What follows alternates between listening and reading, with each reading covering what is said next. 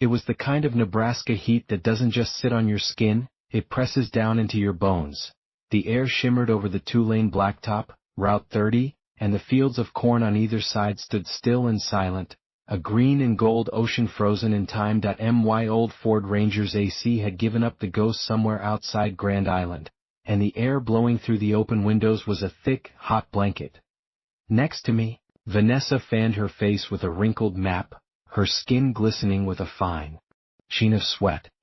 "I swear to God, Marcus, if we don't find some civilization soon, I'm going to start drinking my own sweat," she said, her voice a mix of exhaustion and playful irritation.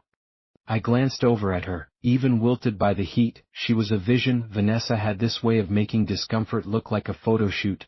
Her dark hair was piled in a messy bun, stray curls plastered to her neck and temples.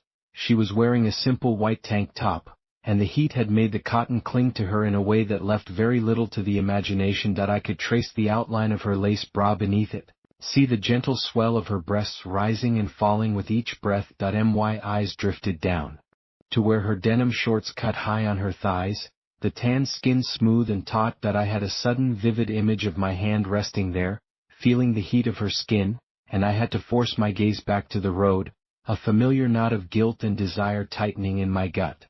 She was my best friend's little sister. Off limits. A fact my body seemed to constantly forget, especially when we were crammed in this tiny cab together for hours on end.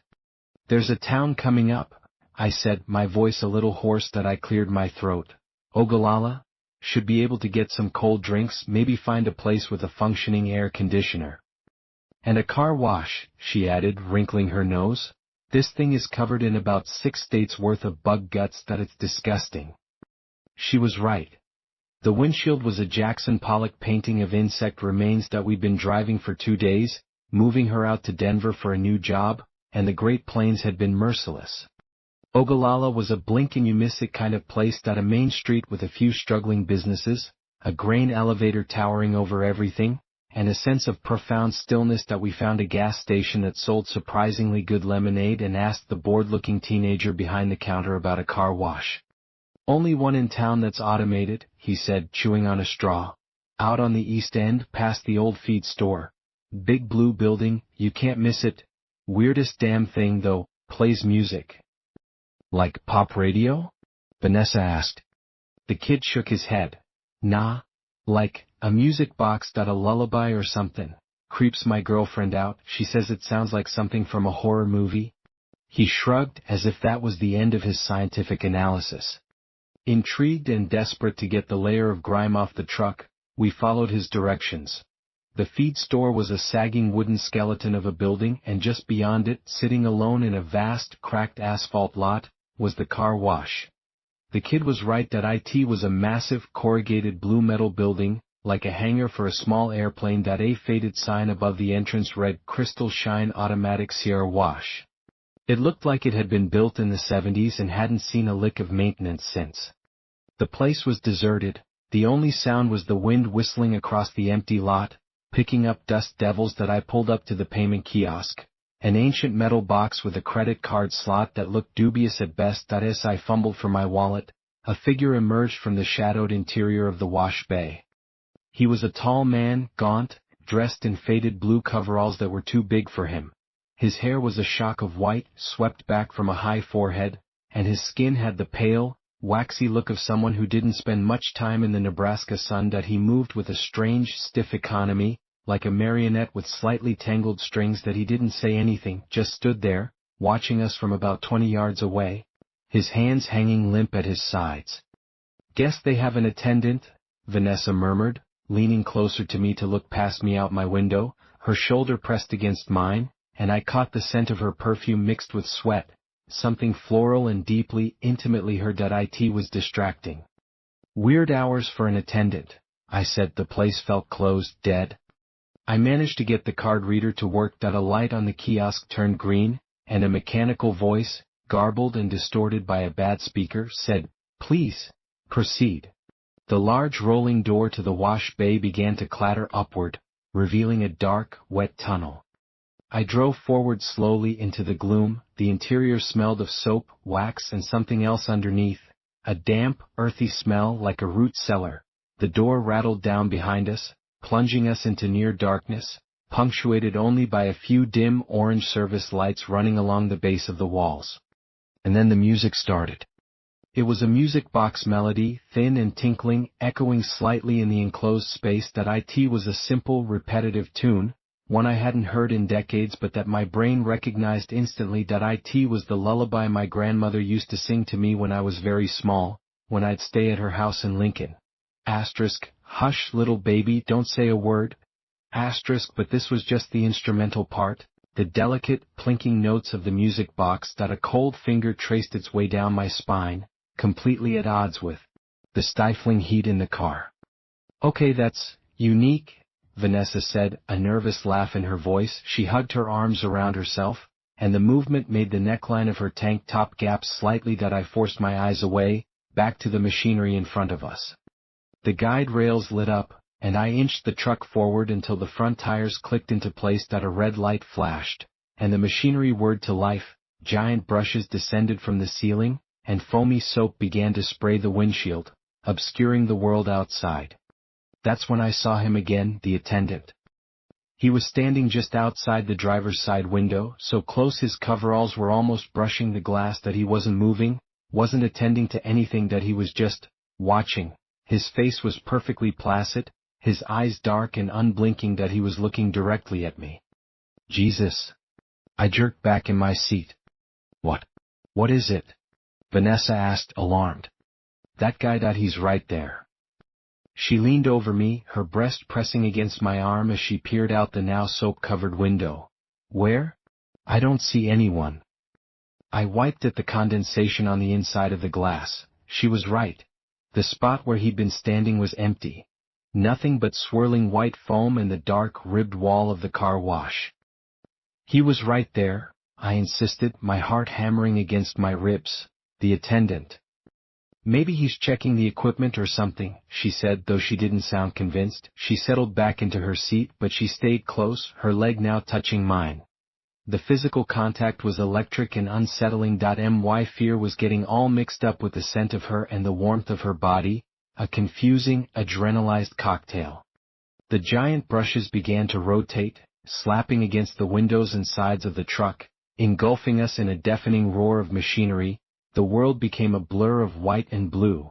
The lullaby continued to play, its gentle melody a bizarre counterpoint to the industrial violence happening all around us.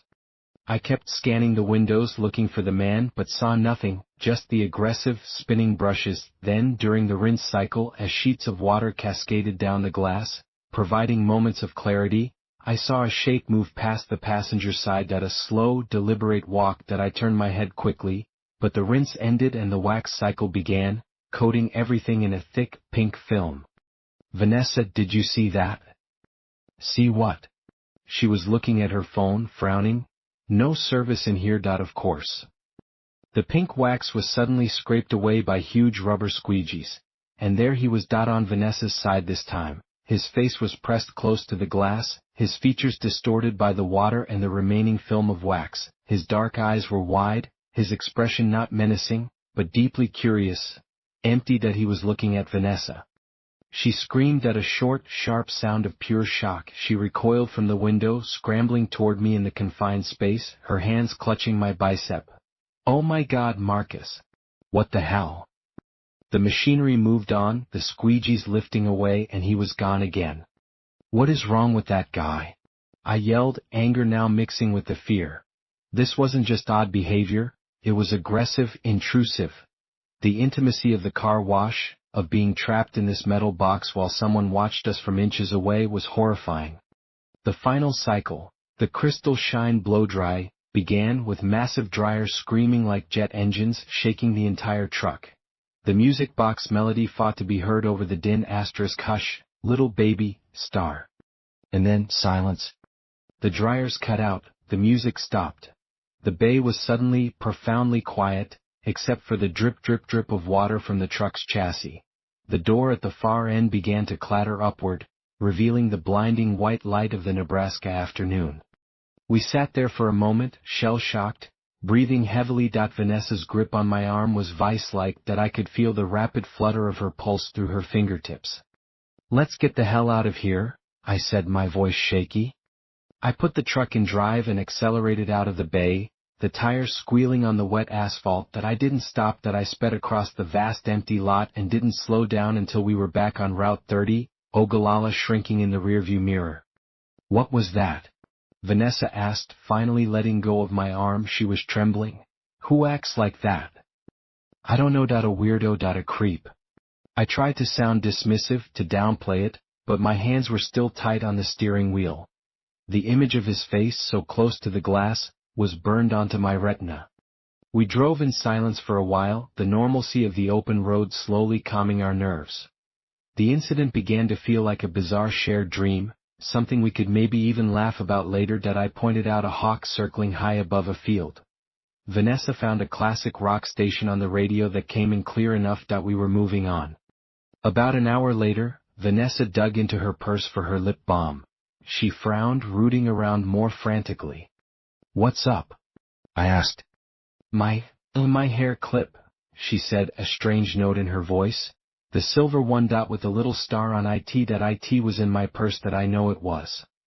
"Maybe it fell out in the truck," I said. She checked around her seat, under her feet. "No, it's not here." She looked at me, her eyes wide. "Marcus, I was playing with it in the car wash. I had it in my hand when that guy was at the window. I must have dropped it." A cold pit opened in my stomach. The idea of that man finding something of hers, something personal, felt like a violation. "It's just a hair clip, Van," I said, trying to reassure us both. "We're not going back for it." She nodded, but she looked unsettled. She kept checking her purse as if it might miraculously reappear. We stopped for the night in a motel just across the Colorado border. It was a typical roadside place. Thin walls, floral bedspreads, the smell of stale cigarettes covered by industrial cleaner. We got 2 rooms, side by side. The awkwardness of the arrangement was always present. 1 room, 2 beds, was the logical, cheaper choice. But there was an unspoken rule between us, a line drawn out of respect for her brother, my best friend. 2 rooms. Always. I was lying on my bed, staring at the water-stained ceiling, trying to push the image of the car wash attendant out of my mind, when there was a soft knock on my door. It was Vanessa. She was wearing a thin sleep shirt and shorts, her hair down around her shoulders. "I can't sleep," she said, her arms crossed over her chest.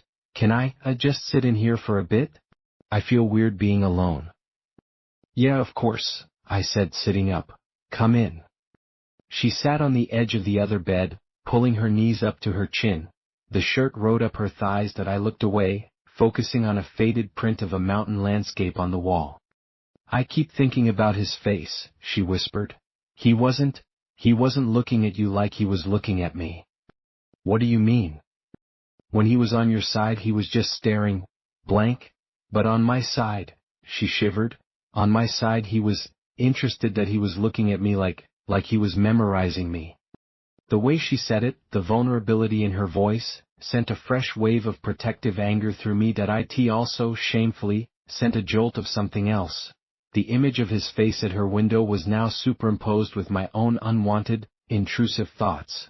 The curve of her neck, the smooth skin of her thighs.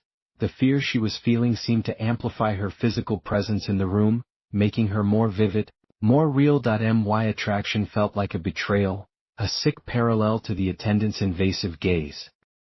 "He's just some lonely freak in a nowhere town," I said, my voice harder than I intended. "He's probably forgotten all about us." She nodded, but didn't look convinced. We sat in silence for a long time. Eventually, her breathing evened out and she fell asleep, curled up on top of the motel bedspread. I watched her sleep for a while, the rise and fall of her chest, the way her dark hair fanned out on the pillow. She looked peaceful and younger than her 25 years. The desire to protect her and the desire to touch her were a tangled mess inside me. I finally threw a blanket over her, turned off the light, and tried to sleep myself. It was a long time coming. The next day we made it to Denver. The drive was quieter than before. The vast openness of the plains, which had once felt freeing, now felt exposing. Every truck that followed us for too long, every lone figure we saw standing by a mailbox, made my heart skip a beat that we were both jumping at shadows. We got her moved into her new apartment, a third-floor walk-up in a building full of other young professionals. That it was a hectic afternoon of hauling boxes and building IKEA furniture. The normalcy of the work was a welcome distraction. By evening, the worst of it was done. That we ordered pizza and sat on the floor of her empty living room, surrounded by cardboard and packing peanuts. The sun set behind the Rocky Mountains, painting the sky in shades of orange and purple. For the first time since the car wash, things felt almost normal. That we were laughing about something stupid, and for a moment the fear felt distant and silly. Then her phone buzzed. It was a text message, from an unknown number. She picked it up, still smiling, and looked at the screen. The smile vanished, her face went pale, her hand flew to her mouth. What is it? I asked, moving closer. Wordlessly she handed me the phone. The message contained a single image. It was a photograph taken from outside a window, through glass that was streaked with soap and water. It was a slightly blurry, distorted image of the inside of my truck cab. You could see me turn toward the camera, my face a mask of shock and anger. And next to me Vanessa, caught in a moment of terrified recoil, her body angled toward mine, her eyes wide with fear. The photo was taken from the passenger side window, during the wax cycle. Beneath the image was a line of text. I found this, thought you might want it back. Attached to the message was a second picture. It was a close-up, crystal clear, of Vanessa's silver hair clip with a little star on it. It was resting on a pale, open palm. In the background, you could see the faded blue fabric of a coverall. The world tilted, the pizza in my stomach turned to a lump of cold clay, the comfortable, normal evening shattered into a million pieces. How? Vanessa whispered, her voice trembling violently. How did he get my number? How does he know it's me? I had no answer. My mind was racing, trying to process the violation. That he'd taken a picture of us. In our most vulnerable, terrified moment. That he'd stolen her hair clip. And now he had her number. The sequence of events was impossible. We'd driven straight out of there. We hadn't told anyone our names. We'd used a credit card at the kiosk. But that was mine, not hers. I took the phone from her shaking hand. My first instinct was to call the number. It rang once, then went to a dead, hollow tone for a few seconds before cutting to a standard automated message. The number you have dialed is not in service. I texted back, who is this? The response was immediate. Asterisk asterisk, the song is for the children. It helps them sleep. Asterisk asterisk. A cold dread deeper.